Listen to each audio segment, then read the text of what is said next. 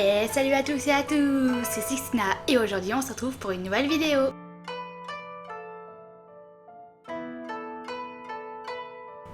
Masashi Kishimoto est né le 8 novembre 1974 à Nagi, un petit village situé dans la préfecture d'Okayama au Japon. Dès son plus jeune âge, Masashi se passionne pour le dessin, aux côtés de son frère jumeau Seishi, qui lui aussi deviendra mangaka.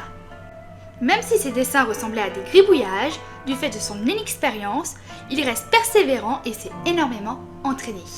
Ses principaux modèles étaient les personnages de ses animés préférés, tels que Dragon Ball et Dr. Slump de Akira Toriyama. Mais il y avait également Kinnikuman de Yoshinori Kunai et Takashi Shimada. Mais il y avait également Doraemon de Hiroshi Fujimoto ou Mobile Suit Gundam de Yoshiyuki Tomino et Hajime Yatate. Le dessin n'était pas sa seule passion, il aime beaucoup jouer aux jeux vidéo. C'est un grand fan de Akira Toriyama. Il raconte dans l'une des pages bonus de Naruto son enfance et sa découverte du jeu Dragon Quest.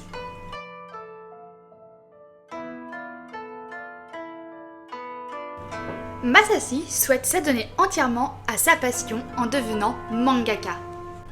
À la suite de l'effet incroyable que lui a fait le célèbre manga Dragon Ball, durant son adolescence, Masashi crée son premier manga nommé Iyatari-kun, l'histoire d'un jeune ninja. Mais une fois arrivé au collège, il délaisse le dessin, croyant plus possible de devenir mangaka. Et il décide de se mettre au sport, tel que le baseball. Il a eu à un moment donné l'idée de faire carrière dans le sport, mais il s'est vite rendu compte qu'il n'en était pas capable. Durant une balade de vélo, il tombe sur l'affiche d'un film nommé Akira.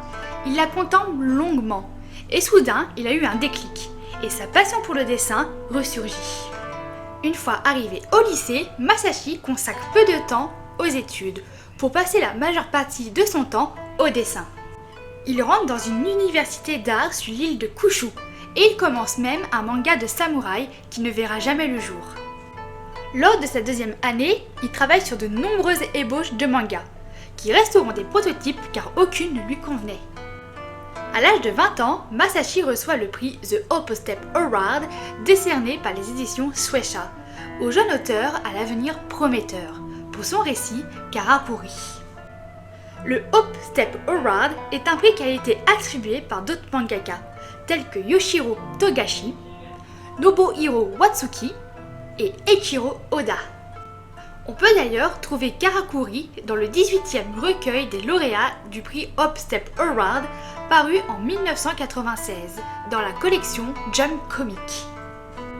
Masashi ouvre un projet du nom de Top of the Super Legend en publiant un one-shot nommé Bench qui reprend les bases de Yakio qui a pour sujet le baseball.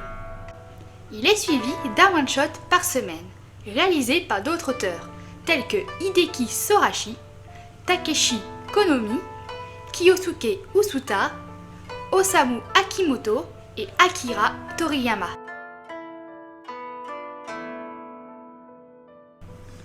Le premier prototype de Naruto voit le jour en 1997, lorsqu'il publie un one-shot intitulé Naruto dans le magazine Akamaru Jump. Ce premier jet contient quelques éléments du Naruto qu'on connaît aujourd'hui, mais l'histoire et les personnages évolueront avant de devenir le manga tel qu'on le connaît aujourd'hui. En 1999, Naruto commence sa publication en série, dans le célèbre magazine Walkie Shonen Jump. Très vite, Naruto capte l'attention des lecteurs, grâce au mélange d'émotions, d'action, la quête d'identité, la solitude et l'amitié.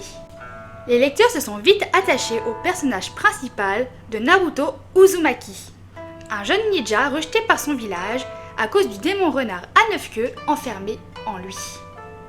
Malgré toutes les épreuves que Naruto subit, il continue de poursuivre son rêve de devenir Hokage, le chef de son village, pour prouver sa valeur. Dans le manga, il y a eu énormément de moments bouleversants, comme la mort de Jiraiya, Naruto contre Pain et l'affrontement final entre Naruto et Sasuke. Le travail de Masashi sur Naruto a été influencé par plusieurs éléments de la culture japonaise et internationale. Les ninjas sont essentiels dans le manga, mais Masashi a aussi puisé dans la mythologie japonaise et dans d'autres mangas de renom, tels que Dragon Ball, comme influence majeure. Au bout de 15 ans de publication, le manga Naruto prit fin en 2014. Le dernier arc avec la guerre contre Kaguya et l'affrontement final de Naruto et Sasuke. Le manga s'est terminé avec un Naruto réalisant son rêve de devenir Hokage et fondant sa propre famille. Cependant, les aventures de Naruto ne s'arrêtent pas là, car on va suivre les aventures de son fils Boruto, dans le manga et l'anime Boruto Next Generation.